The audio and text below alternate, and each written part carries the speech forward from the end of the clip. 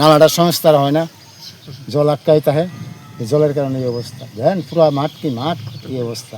প্রতি মানে 4 ভাগের 1 ভাগও বাইক গেছে না, সব জলের তলে। ওই দেখেন এই তো আপনার সামনে দেওয়া যেত না, জানা ছিল ডিমেন্দি, কিন্তু দাইলে নাইলে 15 মন দান হইল, মানে কেউ মাগ না দেয় নিতে শেখায় না। বেশি 100 ধরেন, 100 জন হইব এই এলাকার।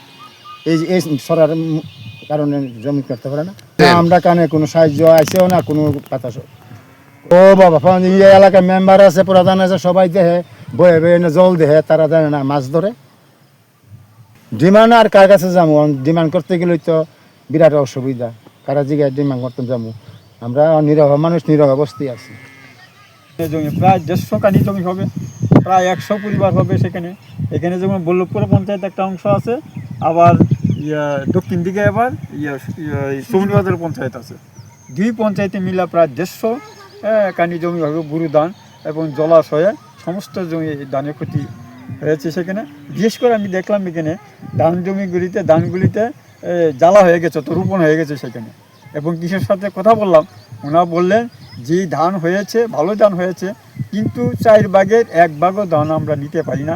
এখন আমরা দেখলাম এখনও কৃষকরা সেখানে ধান কাটছেন, কিন্তু জলে ভর্তি, জলের থেকে পচা ধানগুলি তুলে নিচ্ছেন। ওতে বিরাট ক্ষতি হয়েছে।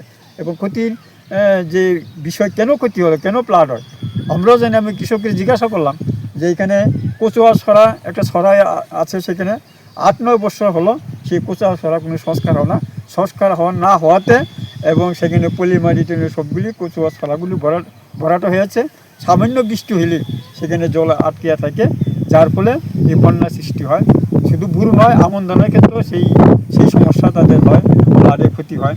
এবং আমরা জিজ্ঞাসা করলাম, আপনারা কি সরকারিভাবে কোনো সাহায্য পেয়েছেন, বা সরকারের প্রতিনিধি বা আধিকারিক এসেছেন?